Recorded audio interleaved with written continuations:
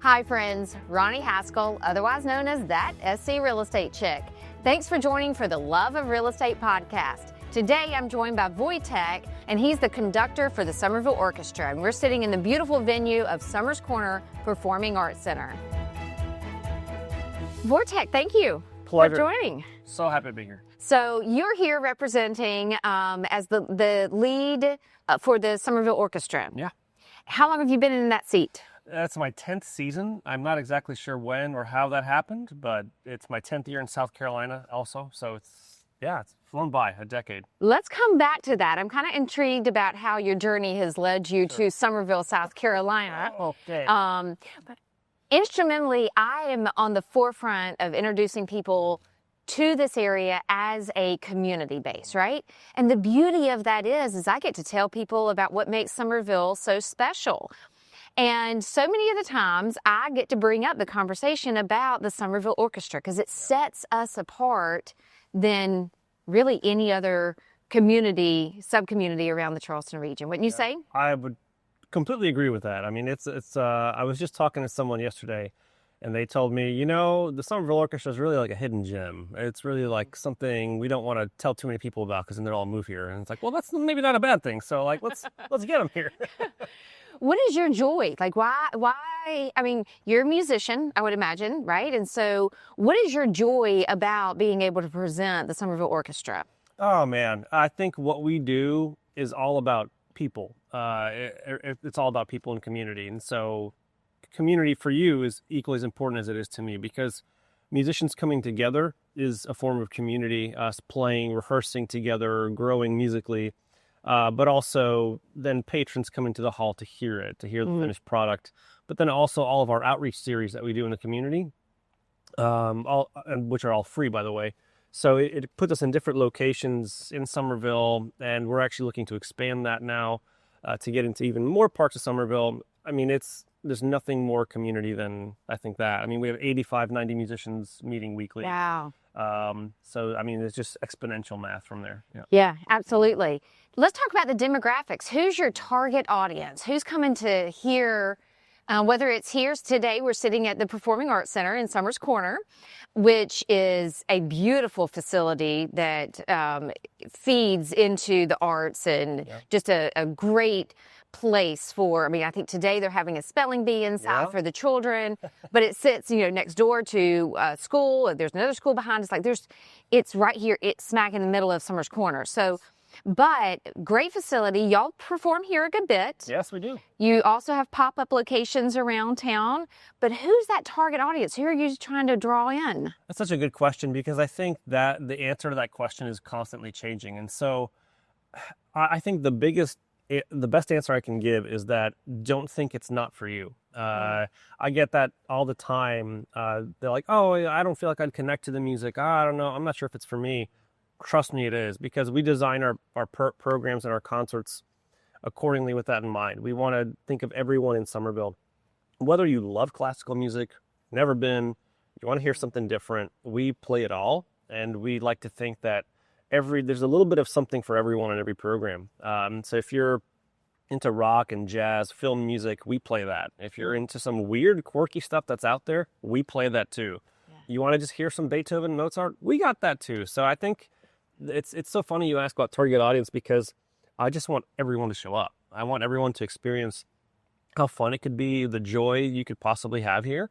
And the fact that it's here in this beautiful, amazingly new hall, this amazing new community that's expanding for our eyes. They got a corner house restaurant too that I always send patrons to after the concerts now. I'd say if you live anywhere near here, just be here. Just come visit. So how often is the orchestra playing? Yeah, we do 6 major shows here at the Performing Arts Center, 3 in the fall, 3 in the spring. So our next one's coming up on Valentine's Day weekend. It's a great date idea. That is a great idea. Great date idea. And we're playing some appropriate music from that. We've got the music from Casablanca on that program, but we also are doing Prelude to Afternoon of a Faun, this like beautiful French impressionistic piece. But anyway, so it makes a great date night. And even like the tickets are affordable, and that's a really important thing for us. We want to make sure that we're not pricing anyone out of the auditorium. we want to make sure everyone can come and see and make it accessible. So yeah, it's six major performances here, but then in the community we've got 20 more at different locations. We're at Coastal Coffee for our Encore series. We're at Dorchester County Library on Old Trolley for our library series. We're at the Public Works Art Center. So like we just had an event last night right there with the string quartet at the Public Works Center. It's a lovely series. It fuses art and music together. So we're trying to be a little bit of here and there and everywhere in between. We're in talks right now with going to like the amphitheater in Goose Creek and Nexton, Brown Family Park. So a lot of exciting things coming up. But it sounds like it. And you're meeting people where they are. So it's not just here in Summers Corner, but you're actually expanding out into the different venues. Yes. And so I can see how that would be a good draw for people of all ages, young, older. And as people are moving in, let's talk a little bit about that, because you're not from here. Yeah. Jorge, I looked at your name and you said, well, yeah, you had to teach me how to say it because it's pronunciated differently than it looks, right? So tell me about your journey and what led you to Summerville specifically, because you're speaking to an audience that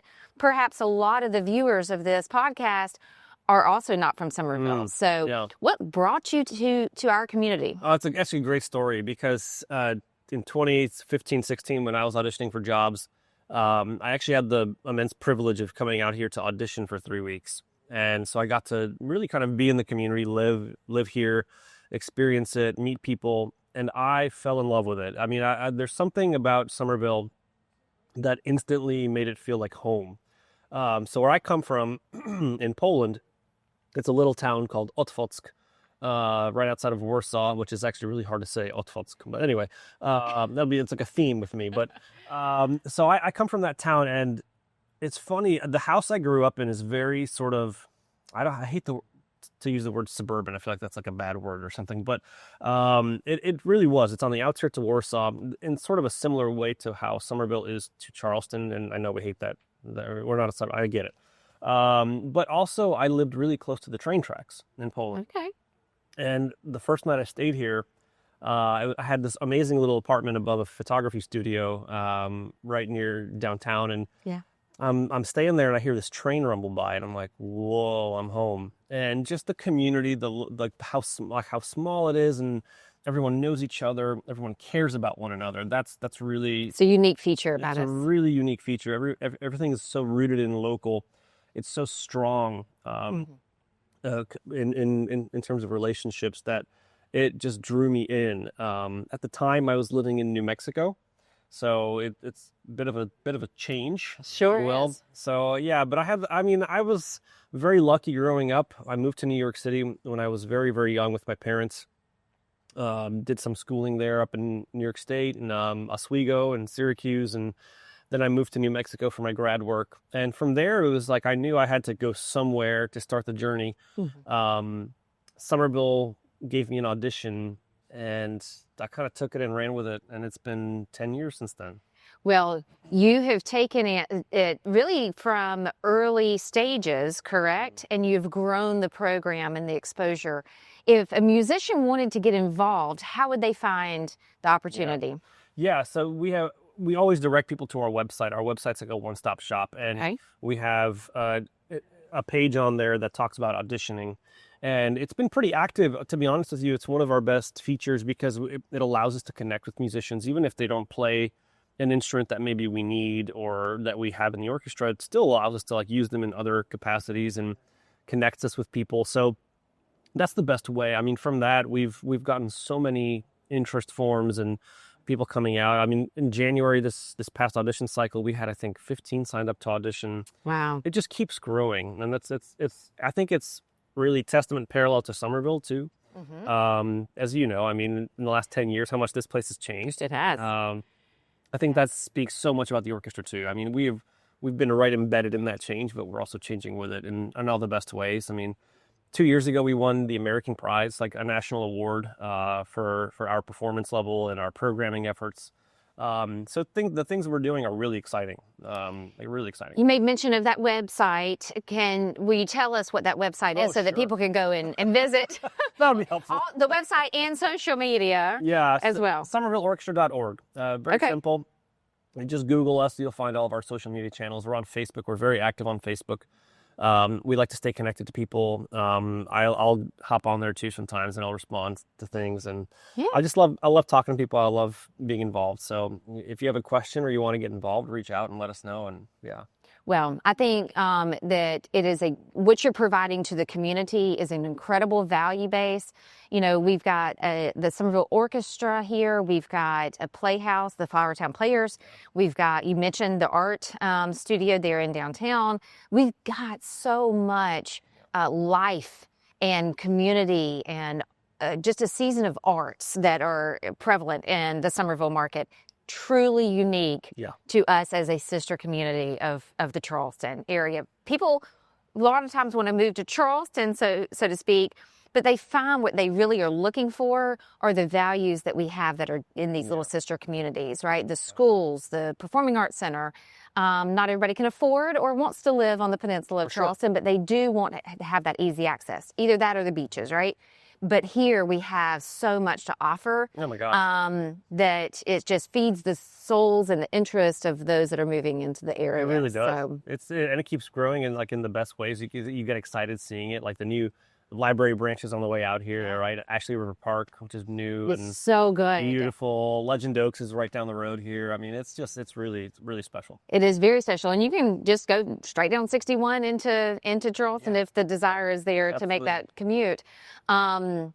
New commercial, finally. We were talking about it right before we started the podcast, but there's some commercial that's going to be, that's already breaking ground. You know, we've been really anxious to see that coming into the Summers Corner area. So we're getting more and more that is building up. There's a lot of growth in this area.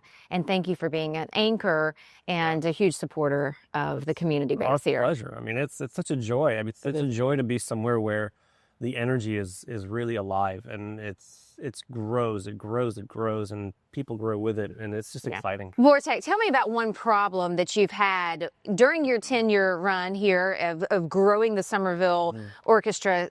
Talk about something that you've had to overcome. I think the hardest thing we had to overcome was the pinnacle of our success, which is like in the 2019-2020 season, we were getting ready to move here, and it hadn't fully opened yet.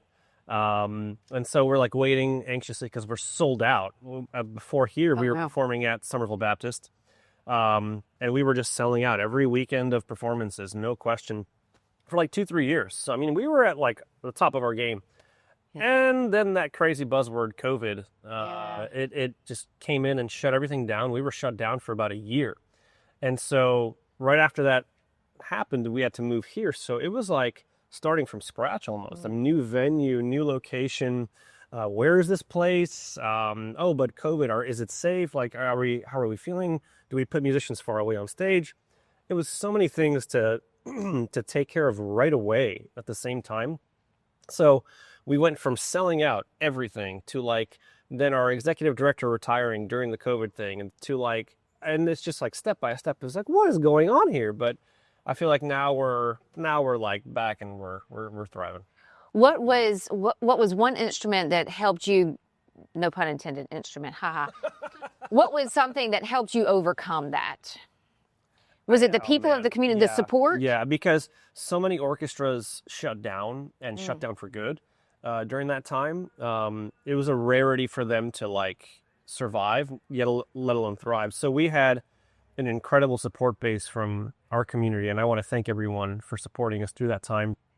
If they were watching our online content that we were creating, or we put our music chats online, we had to just evolve, and people evolved right with us because they just trusted who we were and trusted what we were providing, that it would be there. And so I want to just thank everyone for that trust, because with that support, we were able to get through it. Well, good. Well, thank you so much. I appreciate you coming on and sharing with us today, and hopefully this will give some great exposure and knowledge to the viewers and listeners out there. Please come out and check us out. I mean, you're going to have a great time, I promise. Good. Thank you so much. Thanks for listening. We'll see you next time.